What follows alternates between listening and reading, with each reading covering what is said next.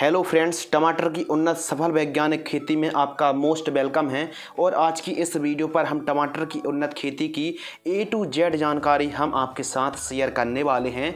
जैसे उन्नत किस्में, टमाटर की बंधाई किस प्रकार की जाती है एवं प्लांटेशन करने की सही विधि, सही मेथड कौन सी है जिससे हमारे टमाटर के पौधे प्लांटेशन करने के बाद सूखे ना, एवं शाखाओं वाले टमाटर की खेती किस प्रकार की जाती है और टमाटर पर सबसे गंभीर जो समस्या आती है जैसे लेट ब्लाइट है, अर्ली ब्लाइट है और टमाटर पर जो बर्निंग की समस्या आती है, क्रैकिंग की समस्या आती है, इससे कैसे आप छुटकारा पा सकते हैं और साथ ही टमाटर की फसल पर ज़्यादा से ज़्यादा उत्पादन, प्रोडक्शन और जो फंगस जनित बीमारी होती हैं, कीट जनित रोग होते हैं, उनको आप समय से पहले कैसे कंट्रोल रोकथाम कर सकते हैं। तो खाद का शेड्यूल बताने वाले हैं, स्प्रे शेड्यूल बताने वाले हैं और एक एक कीट का मैनेजमेंट प्रबंधन बताने वाले हैं। तो इस वीडियो को आपको अंत तक जरूर देखना है और साथ ही प्रति एकड़ खर्च, मुनाफा और यदि आप 1 एकड़ पर टमाटर की खेती करते हैं तो कितनी लागत आने वाली है, और साथ ही हम छोटे छोटे टॉपिक को भी कवर करने वाले हैं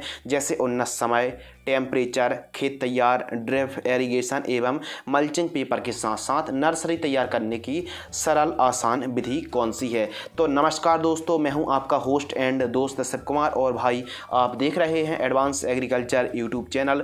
यदि आपको यह वीडियो, यह जानकारी पसंद आती है तो वीडियो को किसान हित पर लाइक ज़रूर करें और यदि आप इस चैनल के साथ अभी तक नहीं जुड़े हैं तो चैनल को सब्सक्राइब भी कर लेना। तो चलिए इस A to Z वीडियो को शुरू करते हैं और सबसे पहले बात करते हैं सूटेबल टाइम के बारे में। तो बरसात के लिए आप टमाटर की खेती जुलाई अगस्त पर कर सकते हैं और गर्मियों के लिए आप दिसंबर जनवरी महीने पर आप टमाटर की खेती कर सकते हैं। टमाटर की फसल के लिए टेम्परेचर एंड सॉइल, तो 15 डिग्री सेल्सियस से 35 डिग्री सेल्सियस तक के टेम्परेचर की टमाटर की फसल को आवश्यकता पड़ती है। और वहीं सॉइल की बात करें तो काली मिट्टी, पीली, लाल, चिकनी, दोमट, उपजाऊ मिट्टी पर जिसका मृदा का pH वैल्यू 5.5 से 7.5 के आसपास हो, ऐसे खेतों पर और उपयुक्त जीवाश्म पदार्थ वाले खेतों पर आप टमाटर की सफल खेती कर सकते हैं। बात करते हैं उन्नत किस्मों के बारे में। तो सेमिनीज का अभिलाष, US का SW1501 एवं अर्का रक्षक F1, सिजेंटा कंपनी की साहो TO 3251 और आपकी जो एरिया में वेस्ट वैरायटी हो, सॉइल के हिसाब से, टेम्परेचर के हिसाब से एवं क्लाइमेट्स के हिसाब से उन्हीं वैरायटी को आपको लगाना चाहिए। खेत की तैयारी, टमाटर की खेती करते समय हमको खेत की तैयारी किस प्रकार करना है, फार्म प्रिपरेशन किस प्रकार करना है। तो गहराई में चलने वाले यानी प्लाव से खेत की पहली आपको जुताई कराना है एवं महीना 15 दिन की तेज धूप आप जरूर लगवाएं। इससे क्या होगा कि जो जैसे मोथा घास है इसकी गांठें सूख जाती हैं और मिट्टी पर वायु संचारण बढ़ जाता है जिससे उपज उत्पादन बढ़ता है। इसके अलावा आपको कल्टीवेटर चलवाना है पाटा लगवाकर और अंतिम जुताई में मिट्टी को आपको भुरभुरी कराना है रोटोवेटर से या फिर आप हैरो की मदद से मिट्टी को भुरभुरी करा सकते हैं। अगले टॉपिक के बारे में बात करते हैं बेड तैयार। तो बेड जब हम तैयार कर रहे हैं तो सबसे बड़ा सवाल रहता है कि बेड से बेड की दूरी, बेड की चौड़ाई, बेड की ऊंचाई कितनी रखें। तो बेड से बेड की जो दूरी है 2.5 फीट आप रख सकते हैं। बेड की चौड़ाई आप 2.5 से 3 फीट रख सकते हैं और बेड की ऊंचाई आप 1 फीट रख सकते हैं। बेड मेकर से कुछ इस प्रकार बेड तैयार कराना है, इसे हम बेड मेकर या फिर बेड राइजर के नाम से भी जानते हैं। अगले टॉपिक के बारे में बात करते हैं बेसल डोज। तो टमाटर की खेती करते समय जो बेसल डोज है काफ़ी इम्पोर्टेंट है, महत्वपूर्ण है, तो कृपया ध्यान से सुनिए। गोबर की खाद 4 trolley, DAP di ammonium phosphate 50 kilogram, single super phosphate खाद जो फर्टिलाइजर्स आती है पाउडर फॉर्म वाली 50 किलोग्राम और MOP muriate of potash 35 kilogram, इन सभी को मिक्स करके ठीक तरीके से बेड के ऊपर दीजिए एवं सेकंड टाइम बेड मेकर से मिट्टी को आप वापस से चढ़वा दीजिए। लीजिए, आपकी बेड एकदम पूरी तरह तैयार हो गई। टपक सिंचाई एंड मल्चिंग पेपर, तो हमको टमाटर की फसल पर कितने mm की ड्रिप लगानी चाहिए, कितने माइक्रोन का मल्चिंग पेपर लगाना चाहिए। तो कृपया ध्यान दीजिए, ड्रिप एरीगेशन आपको 16 mm इन लाइन्स वाली लगानी है। इसके अलावा मल्चिंग पेपर आप 25 माइक्रोन का मल्चिंग पेपर आप लगा सकते हैं। टमाटर की फसल पर ड्रिप एक बेड में एक लाइन बिछाएं और टपक सिंचाई से पानी की बचत होती है और खाद देने में बहुत ही आसानी होती है। हम वेंचुरी के माध्यम से खाद दे सकते हैं। अगले टॉपिक के बारे में बात करते हैं मल्चिंग पेपर में होल्स। जैसे ही आपने मल्चिंग पेपर लगा दिया, ड्रिप बिछा दी, उसके बाद मल्चिंग में होल्स किए जाते हैं। तो जो होल्स करना है आपको जिग-जैग करना है और आपको 2 इंची ही होल्स करना है और होल्स करते समय आपको काफ़ी सावधानी पूर्वक जो ड्रिप लगी हुई है वो भी ख़राब ना हो। तो कुछ इस प्रकार के टूल्स में आप गर्म कोयले को भरकर सावधानी पूर्वक आप 2 इंची के होल्स ले सकते हैं।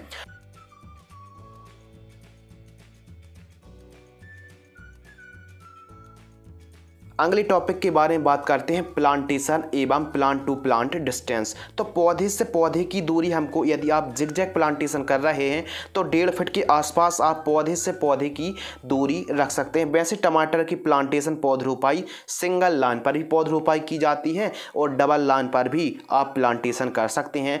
प्रो ट्रे पर आप सावधानी पूर्वक पौधों को बाहर निकालिए और कुछ इस प्रकार जो आप वीडियो पर देख रहे हैं, कुछ इस प्रकार आप प्लांटेशन कर सकते हैं। हल्के हाथों से आपको मिट्टी को दबाना है, यानी बहुत तेज़ ताकत नहीं लगाना है। हल्के हाथ से आपको सॉफ्ट हैंड से प्लांटेशन करनी है। वीडियो के अगले टॉपिक के बारे में बात करते हैं नर्सरी तैयार, जो काफ़ी ज़्यादा इम्पोर्टेंट है। और नर्सरी तैयार करने की आसान सरल विधि के बारे में हम तो बताने वाले हैं। साथ ही बात करेंगे जो नर्सरी पर फंगस सूखने की समस्या आती है और कीटों का प्रकोप होता है, तो हमको कब कौन सी दवाई का स्प्रे करना पड़ेगा एवं किस प्रकार हमको नर्सरी तैयार करनी है, तो कृपया ध्यान से सुनिए। नर्सरी तैयार करने के लिए ज़रूरत पड़ेगी प्रो ट्रे की, यानी प्लास्टिक की ट्रे की, वर्मी कंपोस्ट की और नारियल की खाद यानी कोकोपीट खाद की हमको आवश्यकता पड़ने वाली है। सबसे पहले हमको एक मिश्रण तैयार करना होगा। नारियल की खाद हमको लेना है 2 हिस्सा और 1 हिस्सा वर्मी कंपोस्ट को हमको लेना है और इस मिश्रण पर हम एक फफूंदनाशक मिलाने वाले हैं, कार्बेंडाजिम 50% फफूंदनाशक को मिक्स करके। यदि आप 10 किलोग्राम मिश्रण तैयार कर रहे हैं तो 50 ग्राम आप फंगीसाइड को मिक्स करके ठीक तरीके से मिश्रण तैयार कर लीजिए। इसके बाद प्रो ट्रे पर आपको भरकर एक एक बीजों की, जो आप इस वीडियो पर देख रहे हैं, ठीक तरीके से पहले प्रो ट्रे को भर दीजिए और एक एक बीजों की आपको बुआई करके उसके बाद एक लेयर और फिर दोबारा से कोकोपीट खाद की चढ़ा दीजिए।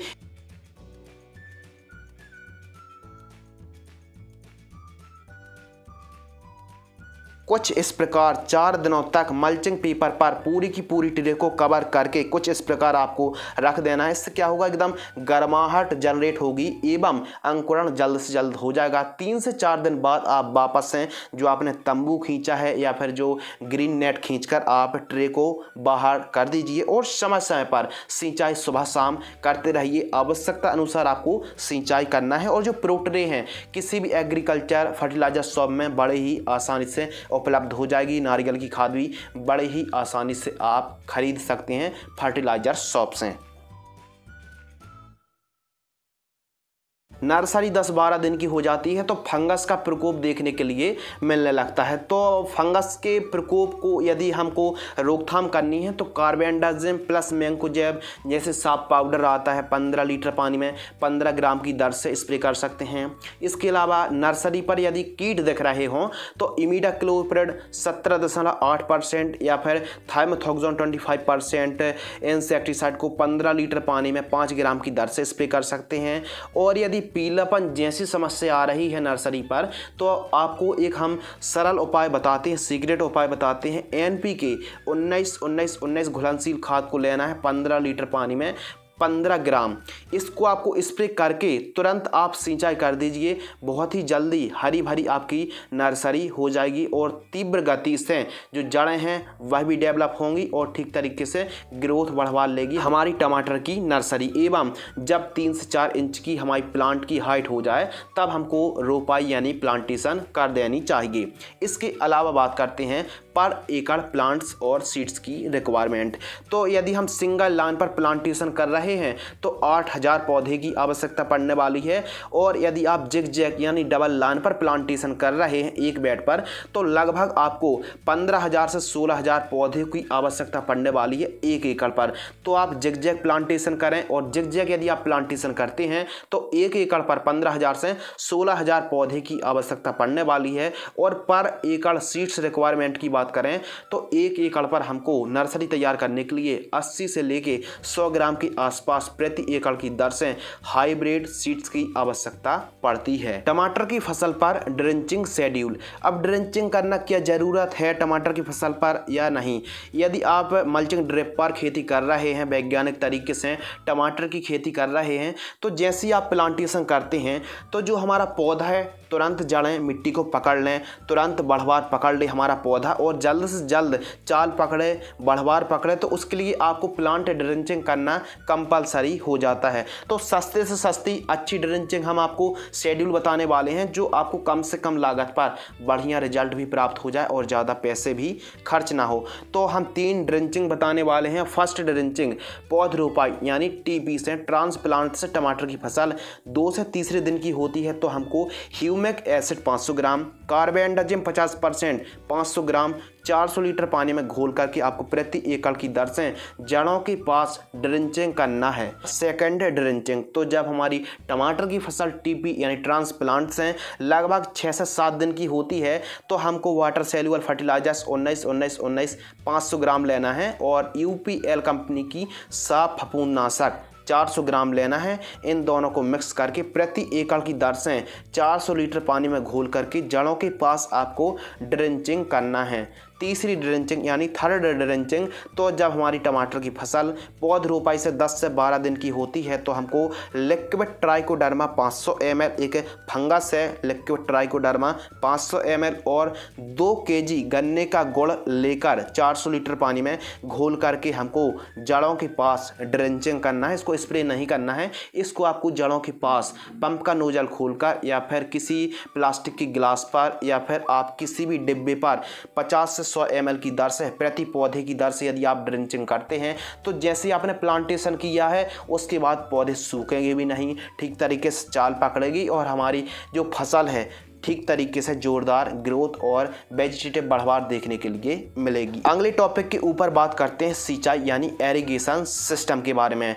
तो जो सिंचाई है यह हमारी मिट्टी पर यानी सॉइल पर निर्भर करती है कि हमारी जो मिट्टी है वाटर होल्डिंग कैपेसिटी कैसी है, यानी पानी सोखने की क्षमता कितनी है, हल्की मिट्टी है, भारी मिट्टी है, चिकनी दोमट है। तो मिट्टी के हिसाब से ही हमको सिंचाई का जो मैनेजमेंट है इसको सुधार के रखना है। यदि हम बहुत ज़्यादा सिंचाई भी करते हैं तो अभी हमारी टमाटर की फसल को भी काफ़ी ज़्यादा नुकसान पहुंच सकता है। तो आप ड्रिप पर यदि खेती कर रहे हैं तो 1 से 1.5 घंटे आप रोजाना सिंचाई कर सकते हैं, ड्रिप से पानी छोड़ सकते हैं। शाखा वाले टमाटर की बंधाई, तो टमाटर की बंधाई करने से क्या फ़ायदे होते हैं अपेक्षाकृत यदि हम देखा जाए, जिन फार्म को यदि हम बंधाई नहीं करते हैं जिन पौधों की, तो उनकी तुलना पर जिन टमाटर के पौधों की बंधाई करते हैं उन पर ज़्यादा उत्पादन प्रोडक्शन देखने के लिए मिलता है, यानी अधिक प्रोडक्शन होता है। इसके अलावा फंगस जो समस्या आती है वह भी कम आती है और हार्वेस्टिंग करने में भी आसानी होती है और उत्पादन कई गुना ज़्यादा होता है। तो टमाटर की बंधाई किस प्रकार करनी है इस वीडियो पर आप बने रहिए, और यदि आपने इस वीडियो को लाइक नहीं किया है तो वीडियो पसंद आने पर वीडियो लाइक कर सकते हैं। इन वीडियो पर काफ़ी ज़्यादा मेहनत होती है, आपके लिए हम मेहनत करते हैं। तो टमाटर की बंधाई किस प्रकार करनी है इस टॉपिक पर हम बात करने वाले हैं। तो आवश्यक सामग्री हमको कौन कौन सी पड़ने वाली है कृपया ध्यान से सुनिए। 1400 से 1500 बांस के टुकड़े की आवश्यकता पड़ने वाली है जो मजबूत हो, और बांसों के टुकड़ों की जो लंबाई है लगभग 8 फीट होनी चाहिए, यानी 1400 से 1500 बांस के टुकड़े लगने वाले हैं। प्लास्टिक की रस्सी की आवश्यकता पड़ने वाली है और बंधाई के लिए सुतली की आवश्यकता पड़ने वाली है। टमाटर की फसल पर पूरी लाइफ साइकिल पर लगभग 5 से 7 टमाटर की बंधाई करना आवश्यक होता है। आपको बांस किस प्रकार गड़ाना है, 15-15 फीट के अंतराल पर आपको डबल लाइन पर बांस को गड़ा देना है, और टमाटर की पहली बंधाई ट्रांसप्लांट से जब हमारी टमाटर की फसल 15 से 20 दिन की होती है तो पहली हमको बंधाई करनी चाहिए। सबसे पहले बांस लगाएं कुछ इस प्रकार जो आप इस वीडियो पर देख रहे हैं। रस्सी आपको खींचनी है, उसके बाद 2.5 फीट ऊपर और उसके बाद जिग जैग आपको बंधाई करनी है सुतली की मदद से। बांधकर जो आप इस वीडियो पर देख रहे हैं प्लांट को बांधकर कुछ इस प्रकार आपको लपेटते हुए बंधाई करनी है।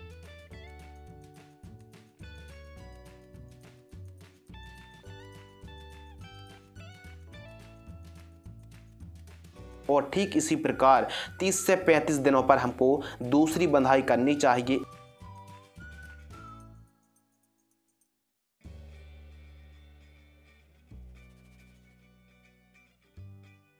एवं टमाटर की फसल में जैसे जैसे बढ़वार होती जाए उसी प्रकार आपको टमाटर की निरंतर बंधाई करते रहना चाहिए। सुतली को कुछ इस प्रकार आप बड़ा बंडल मार्केट से ला सकते हैं और 2 से 2.5 फीट की लंबाई लेंथ रहित आपको सुतली काट लेनी है।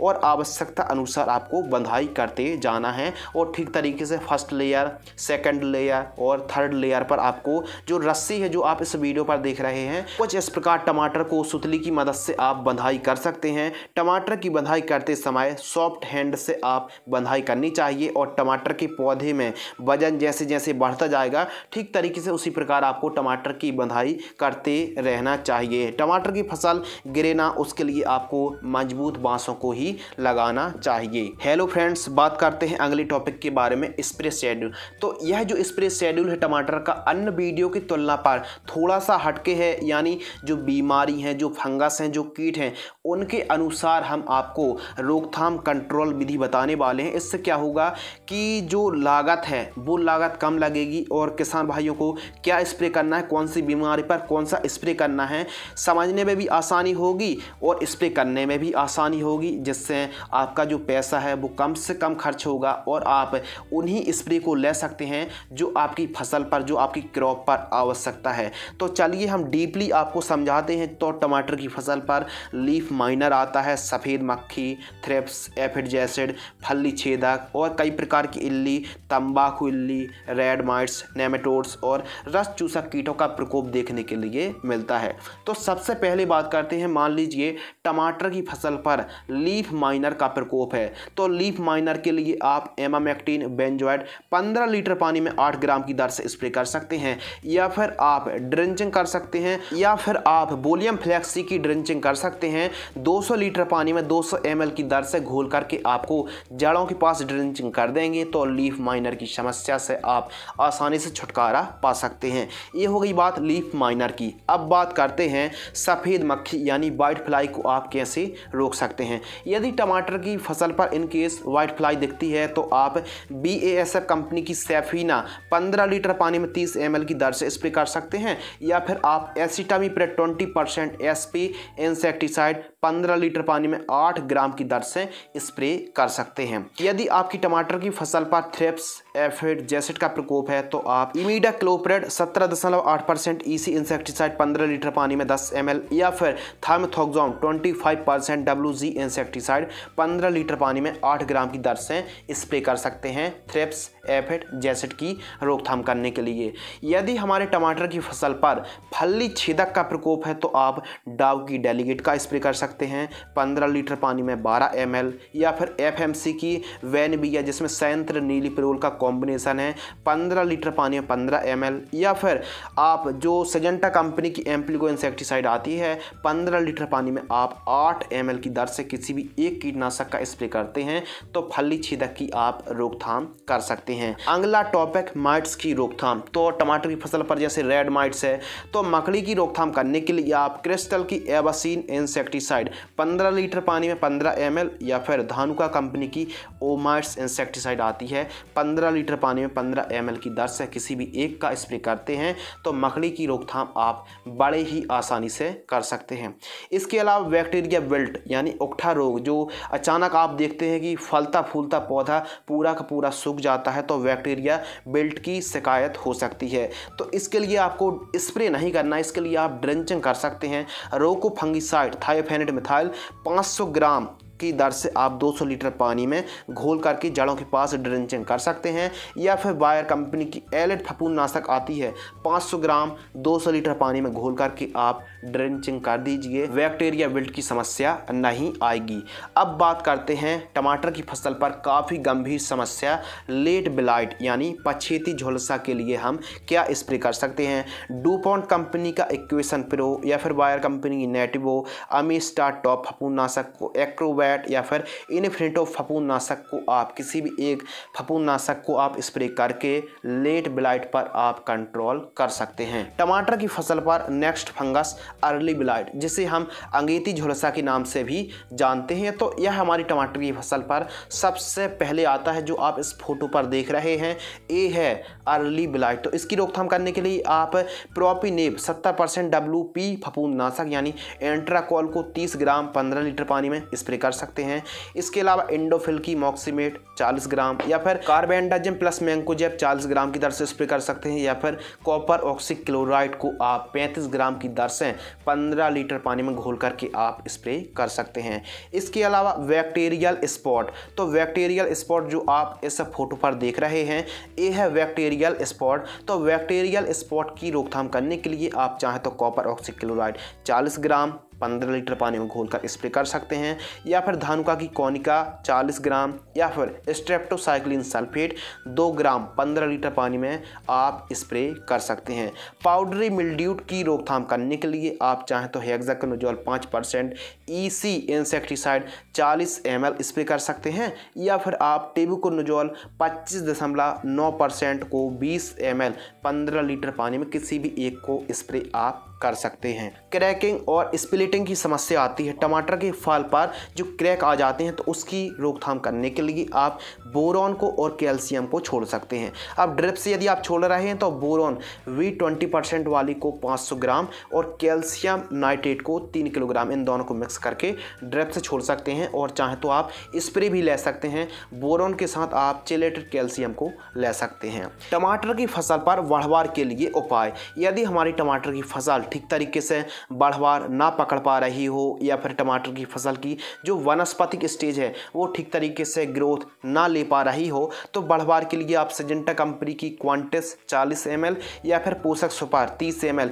किसी भी एक प्लांट ग्रोथ प्रमोटर को आप ले सकते हैं। यदि टमाटर की फसल पर फल फूल कम आए तो आप टॉनिक का स्प्रे ले सकते हैं। आइसा एग्रो की CF-टॉन 10L टॉनिक 30 ml या फिर आप फेंटाक प्लस 10 ml किसी भी एक को 15 लीटर पानी में घोल करके स्प्रे कर सकते हैं। अब एक और समस्या आती है, फल फूल ड्रॉप होते हैं, तो आप अल्फा नेफ्थल एस्टिक एसिड जैसे बायर कंपनी की प्लानोफिक्स आती है या फिर गोदरेज की डबल आती है, इन दोनों में से किसी भी एक प्लांट ग्रोथ रेगुलेटर का स्प्रे ले सकते हैं। टमाटर की फसल पर इन सस्ती दवाइयों को भी आप आवश्यकता अनुसार बदल बदल कर छिड़काव कर सकते हैं, जैसे dimethoate 30% EC insecticide, profenofos 40% plus cypermethrin 4% EC insecticide, Ridomil gold fungicide, Sagarika CBD extract को, वायर कंपनी की सोलिबन इंसेक्टिसाइड जिसमें इमिडाक्लोरप्रिड और विडासाइक्लोथ्रीन का कॉम्बिनेशन है, मोमेंटो एनर्जी का स्प्रे ले सकते हैं, प्रोक्लेम, कराटे और अलीका जैसे कीटनाशक को भी आप बदल बदल कर आवश्यकता अनुसार छिड़काव करेंगे तो आप अपनी टमाटर की फसल पर आने वाले कीटों को, फंगस को, बीमारियों को सस्ते पर आसानी से कंट्रोल कर सकते हैं। और टमाटर की फसल पर आप 7 से 8 दिनों के अंतराल पर आपको स्प्रे करना चाहिए। वीकली आपको टमाटर की फसल पर आवश्यकता अनुसार कौन से फंगस हैं, कौन सी समस्या है, उसके हिसाब से ही आपको टमाटर की फसल पर यदि स्प्रे करेंगे तो कम से कम लागत पर आपके स्प्रे शेड्यूल जाने वाले हैं। किसान मित्रों, बात करते हैं खाद का शेड्यूल यानी फर्टिगेशन शेड्यूल की A to Z जानकारी। जब हमारी टमाटर की फसल पौध रोपाई से 10 दिन की होती है तो 1 किलोग्राम यूरिया और 1 किलोग्राम NPK घुलनशील खाद 19-19-19 घुलनशील खाद को आप ड्रिप सिंचाई से छोड़ सकते हैं। पौध रोपाई से 13वें दिन 1 kg यूरिया और 1 kg 19-19 ड्रिप से छोड़ सकते हैं। प्रति एकड़ की दर से हम आपको जानकारी बता रहे हैं। पौध रोपाई से 16वें दिन 2 किलोग्राम यूरिया और 1 किलोग्राम NPK 1744-0 को आप ड्रिप में छोड़ सकते हैं। पौध रोपाई से 18वें दिन 2 किलोग्राम यूरिया और 1 1 किलोग्राम NPK 19-19-19 ड्रिप सिंचाई से छोड़ सकते हैं। पौध रोपाई से जब हमारी टमाटर की फसल 21 दिन की होती है तो 3 किलोग्राम यूरिया और 1 किलोग्राम NPK 12-61-0 ड्रिप में आप छोड़ सकते हैं। यदि आप चाहें तो यूरिया को हटाकर भी केवल और केवल 19-19-19 का शुरुआती चरणों पर प्रयोग कर सकते हैं। और यदि आप यूरिया का प्रयोग कर रहे हैं तो फूल से पहले तक आप चाहें तो कम मात्रा पर, बिल्कुल कम मात्रा पर प्रयोग कर सकते हैं। यूरिया से एकदम अनचाही बढ़वार होती है तो आपको यूरिया बहुत ही सावधानी पूर्वक प्रयोग करना चाहिए। इसके अलावा बात करते हैं जब हमारी टमाटर की फसल पौध रोपाई से 24वें दिन की होती है TP से, तो 1 किलोग्राम 19-19-19 और 1 किलोग्राम 17-44-0 इन दोनों को मिक्स करके ड्रिप सिंचाई से छोड़ सकते हैं। किसान मित्रों, जब हमारी टमाटर की फसल TP से 27 दिन की होती है तो 3 किलोग्राम NPK 17-44-0 प्रति एकड़ की दर से ड्रिप सिंचाई से आप छोड़ सकते हैं। पौध रोपाई से 30 दिन की हमारी जब क्रॉप होती है तो 1 किलोग्राम NPK 19-19-19 और 250 ग्राम ह्यूमिक एसिड ग्रेन्यूल्स को आप दोनों को मिक्स करके ड्रिप सिंचाई से छोड़ सकते हैं। जब टमाटर की क्रॉप लगभग 32 दिन की होती है तो 500 ml लिक्विड ट्राइकोडर्मा फंगस को आप प्रति एकड़ की दर से ड्रिप सिंचाई से आप छोड़ सकते हैं। टमाटर की क्रॉप TP से 35 दिन की होती है तो 1 किलोग्राम NPK 0-52-34 NPK 13-40-13 1 किलोग्राम इन दोनों को प्रति एकड़ की दर से आप छोड़ सकते हैं। टमाटर की क्रॉप जब पौध रोपाई से 38 दिन की होती है तो 250 ml लिक्विड माइक्रो न्यूट्रिएंट किसी अच्छी कंपनी का और 3 किलोग्राम NPK 19-19-19 प्रति एकड़ की दर से ड्रिप सिंचाई से आप छोड़ सकते हैं। तो 2 किलोग्राम NPK 17-44-0 और 2 किलोग्राम चाहे तो आप यूरिया मिक्स कर भी सकते हैं और चाहे तो ना भी करें तो कोई दिक्कत की बात नहीं है। टमाटर की क्रॉप ट्रांसप्लांट से 46 दिन की होती है तो हमको कैल्शियम नाइट्रेट 3 किलोग्राम प्रति एकड़ की दर से ड्रिप सिंचाई से आप छोड़ सकते हैं। पौध रोपाई से 50 दिन की क्रॉप होने पर 2 किलोग्राम NPK 0-52-34 घुलनशील खाद को ड्रिप सिंचाई से छोड़ सकते हैं। 55 दिन की फसल होने पर NPK 0-52-34 2 किलोग्राम और माइक्रो न्यूट्रिएंट 200 ग्राम इन दोनों को मिक्स करके प्रति एकड़ की दर से छोड़ सकते हैं। 60 दिन की क्रॉप होने पर ammonium sulphate 3 kilogram, magnesium sulphate 3 kilogram प्रति एकड़ की दर से ड्रिप में आप छोड़ सकते हैं। ट्रांसप्लांट से टमाटर की फसल 65 दिन की होती है तो NPK 12-61-0 2 किलोग्राम, बाइट पोटास 2 किलोग्राम प्रति एकड़ की दर से आप छोड़ सकते हैं। ट्रांसप्लांट से 70 दिन की crop NPK 18-24-6 2 kilogram, NPK 13-0-45 2 kilogram आप छोड़ सकते हैं। 80 दिन के आसपास की होती है तो केवल 4 किलोग्राम कैल्शियम नाइट्रेट खाद को आप छोड़ सकते हैं। पौध रोपाई से 90 दिन की क्रॉप होने पर NPK 0-52-34 3 किलोग्राम और NPK 0-0-50 3 किलोग्राम प्रति एकड़ की दर से आप ड्रिप सिंचाई से छोड़ सकते हैं। टमाटर की फसल 100 दिन के आसपास की होती है तो NPK 13-0-45 3 kilogram, micro nutrient 2 kilogram प्रति एकड़ की दर से ड्रिप सिंचाई से आप छोड़ सकते हैं। पौध रोपाई से 120 दिन की क्रॉप होने पर ammonium sulphate 3 kilogram, magnesium sulphate 3 kilogram प्रति एकड़ की दर से आप ड्रिप में छोड़ सकते हैं। 125 दिन की फसल पर ह्यूमिक एसिड 1 किलोग्राम, बोरॉन 250 ग्राम को ड्रिप से आप छोड़ सकते हैं। पौध रोपाई से 130 दिन की फसल होने पर सल्फर 90% वाली 2 किलोग्राम और अमोनियम सल्फेट 2 किलोग्राम ड्रिप से आप छोड़ सकते हैं। पौध रोपाई से 135 दिन की फसल होने पर केवल और केवल 3 किलोग्राम NPK घुलनशील खाद 0-0-50 को आप छोड़ दीजिए। NPK 17-44-0 3 किलोग्राम, बाइट पोटास 3 किलोग्राम दीजिए। 150 दिन की फसल होने पर लिक्विड ट्राइकोडर्मा केवल और केवल 250 ml प्रति एकड़ की दर से ड्रिप में छोड़ सकते हैं। जब हमारी फसल 160 दिन की होती है तो ammonium sulphate 2 kilogram, magnesium sulphate 3 kilogram 1 एकड़ पर छोड़ सकते हैं। पौध रोपाई से 170 दिन की फसल होने पर 13-0-45 3 किलोग्राम, माइक्रो न्यूट्रिएंट 1 किलोग्राम आप छोड़ सकते हैं। जब टमाटर की फसल 180 दिन की होती है तो NPK 0-0-50 3 किलोग्राम आप ड्रिप सिंचाई से छोड़ सकते हैं। किसान दोस्तों, ये थे टमाटर की फसल पर 180 दिन तक का फर्टिगेशन शेड्यूल। अगली टॉपिक के बारे में बात करते हैं, प्रोडक्शन यानी उत्पादन के बारे में। तो टमाटर की फसल पर जो उत्पादन होता है 50 से लेके 60 टन 1 एकड़ पर उत्पादन आप निकाल सकते हैं। जीवन चक्र की बात करें तो लाइफ साइकिल 8 से 9 महीने चलती है। यदि आप टमाटर की बंधाई करके खेती करते हैं। तो अगले टॉपिक के ऊपर बात करते हैं मुनाफा यानी बेनिफिट के बारे में। तो यह मार्केटिंग रेट पर काफ़ी ज़्यादा डिपेंड करता है। कभी कभी हमको काफ़ी अच्छा रेट 15 रुपये केजी, 20 रुपये केजी थोक रेट मिल जाता है, कभी कभी 5 रुपये केजी भी रेट मिलता है। यदि हमको 10 से 15 रुपये केजी का भी थोक रेट मिल जाता है तो हम बड़े ही आसानी से 2 लाख रुपए सभी लागत को काट कर कमा सकते हैं। खरपतवार की बात करें तो मजदूरों की सहायता से आपको टाइम टाइम पर खेत पर साफ सफाई करना, खरपतवार को निकलवा सकते हैं मजदूरों की सहायता से। एवं लागत की बात करें तो 1 लाख रुपए से लेकर 1.5 लाख रुपए की लागत लगने वाली है। यदि आप प्रारंभिक साल कर रहे हैं, यदि आप फर्स्ट साल कर रहे हैं तो आपको ड्रिप का खर्च आने वाला है, फिल्टर का खर्च आने वाला है, और आपको यदि आप लगातार प्रॉपर खेती करते हैं तो आपको अनुभव भी काफ़ी ज़्यादा काम में आने वाला है। तो आपको जो ड्रिप का खर्च है वो काफ़ी ज़्यादा आने वाला है फर्स्ट साल, क्योंकि 30-40 हज़ार रुपये, 50 हज़ार रुपये आपको ड्रिप का खर्च आता है 1 एकड़ पर। यदि आप अच्छी कंपनी, अच्छी क्वालिटी की ड्रिप लगाते हैं 1 एकड़ पर तो लगभग 40-50 हज़ार रुपये के आसपास आपको 1 एकड़ ड्रिप का खर्च आने वाला है। तो कुछ इस प्रकार यदि आप टमाटर की खेती करते हैं तो यकीन मानिए आपको काफ़ी अच्छा लाभ होगा, काफ़ी आप अच्छा मुनाफा निकाल सकते हैं। तो आज की इस वीडियो पर हमने टमाटर की उन्नत खेती की A to Z जानकारी शेयर की, जिसमें एक एक टॉपिक को बड़े ही विस्तार के साथ क्लियर किया। आने वाली समस्याओं के समाधान के बारे में भी हमने जिक्र विस्तार से किया। तो इस प्रकार की यदि आप और भी